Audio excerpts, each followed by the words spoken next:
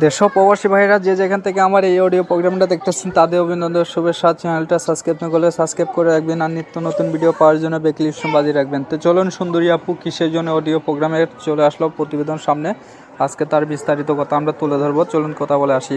আসসালামু আলাইকুম। ওয়ালাইকুম আসসালাম। আসসালামু আলাইকুম। ওয়ালাইকুম সালাম। আপু সর্বপ্রথম আপনার নামটা জানবো, নামটা কি? ভাইয়া আমার নাম মিম। মিম আপু, আপনার দেশে বাড়ি কোথায়? নোয়াখালীতে, নোয়াখালী রামগঞ্জতে ভাইয়া। আচ্ছা, তো আপনার কি বিবাহ হয়েছে? জি আমার বিবাহ হয়েছে, আমার বাচ্চা আছে। আচ্ছা, বাচ্চা বিবাহ হয়েছে। আপনার স্বামী থাকতে অবস্থা কেন আসছেন? আপনার স্বামী কোথায়? স্বামী নাই ভাইয়া, স্বামী খারাপ, স্বামী আর কি চলে গিয়েছে বাচ্চা রেখা, এর জন্য আসছি ইউটিউবে।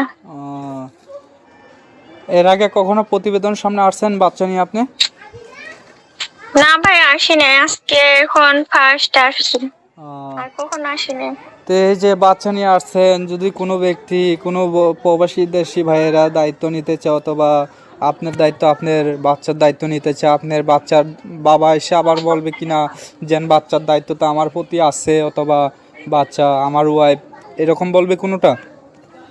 না ভাইয়া, ওনার সাথে আমার ডিভোর্স হয়ে গেছে, বাট ওনার কাছে আর আমি যাই না।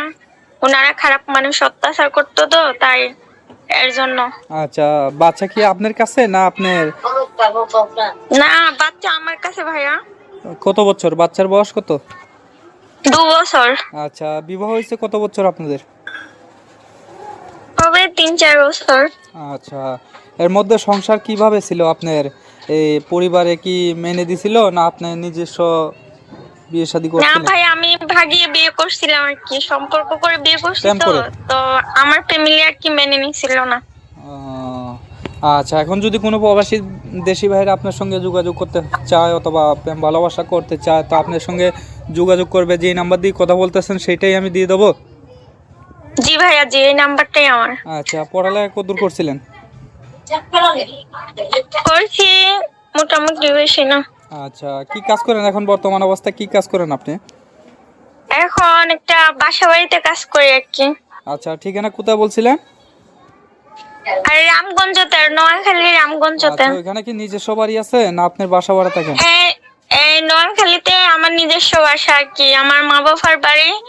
আর দ্বিতীয়ত এখন আমি কুমিল্লাতে থাকি। এখন যদি কেউ সরাসরি দেখা করতে চায় অথবা কথাবার্তা বলতে চায়, সরাসরি এসে কিভাবে? কুমিল্লাতেই আসতে হবে? জি জি, কুমিল্লাতে আসলে হবে। আচ্ছা, তো আর কিছু বলবেন দর্শক ভাইদের উদ্দেশ্যে? বলবো আমি অসহায় আসছি, আমার ভালো মানুষ যদি একটা আমার দায়িত্ব নেয় তো সারা জীবন ওনার পাশে থাকবো, জি যে এতটুকুই বলবো। আচ্ছা, সামনে যে রিয়েল ছবিটা দেখছেন আপনার, এটা রিয়েল ছবি আপনার? জি জি, এটা আমার পিক। আচ্ছা, তো আর কিছু বলবেন?